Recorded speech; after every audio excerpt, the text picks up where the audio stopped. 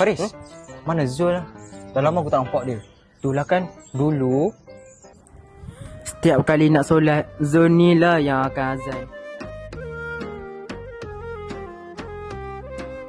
Dialah yang akan datang paling awal. Dulu, solat 5 waktu full dekat surau. Sekarang, 5 waktu penuh dia tak ada.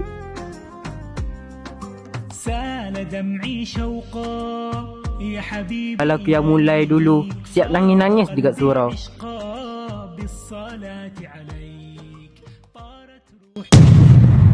Astaghfirullahaladzim. Zul, aku harap dia datang selamat sekali lah. Ya, dah jom lah. Dah waktu ni. Kita lah. Saf. نفس روحنا ودمنا قلبنا الله دوام للي فعلا زينا السلام عليكم الكلام ورحمة نفس الله. الكلام حتى السلام نفس عليكم ورحمة الاهتمام الله. عشرة مش ممكن تدوم يوم من الأيام حتى Faris, mana Zul? Tak tahu lah. يعني أنا شباب Tak boleh jadi dekat ni.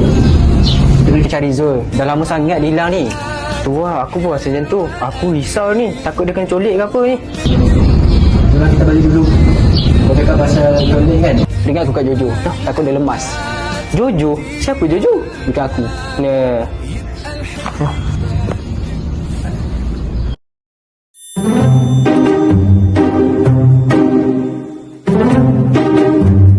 Weh, Min, hang rasa kan patut aku beli ikan sepat ke ikan puyuh ah? Kenapa? Tengok ni. Macam tu tu.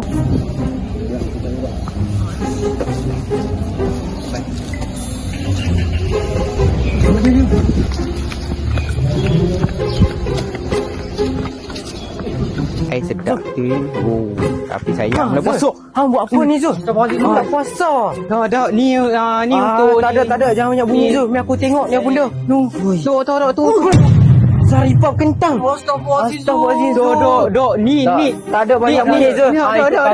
Jom. Sumpah bukan aku. Ni sama ni. Apa buat ni? Zul.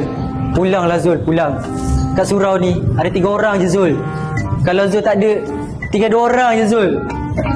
Zul, lelaki ni semua kena solat kat surau Zul. Hang tak rindu ke Zul? Surau kita yang dulu ceria. Walaupun 3 orang tau Zul. Zul, awak kau senyap Zul. Kau cakap.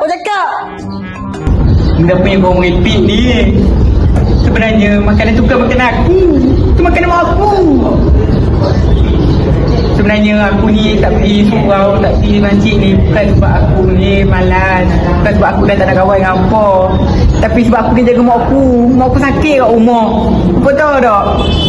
Zul, maafkan kami Zul. Kami tak tahu yang mak hang tengah sakit Zul.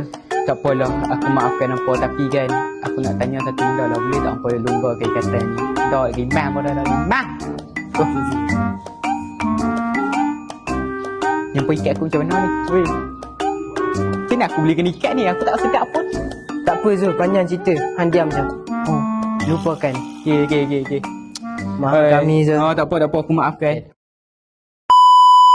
Okay, macam itulah cerita dia. Macam mana aku boleh kena fitnah dengan member aku lah. Itulah member aku yang perangai teruk. Bukannya nak berbaik sangka dengan orang, malah memfitnah sekati mereka je kan. Okay, tak apalah, aku maafkan mereka dah. Okay lah, aku nak pergi satu je lah nasihat kan. Bulan puasa ni, kita bukan saja menahan lapar dan dahaga. Kita juga haruslah berbaik sangka dengan orang-orang di sekeliling kita. Satu lagi aku nak beritahu hampa ni, bulan puasa ni kita memang banyak ibadah kita boleh buat. Tapi tak semuanya kita boleh buat. Oleh sebab itu, kalau korang tak boleh buat semua, hampa janganlah tinggal semua lah. Itu je daripada aku, selamat tinggal.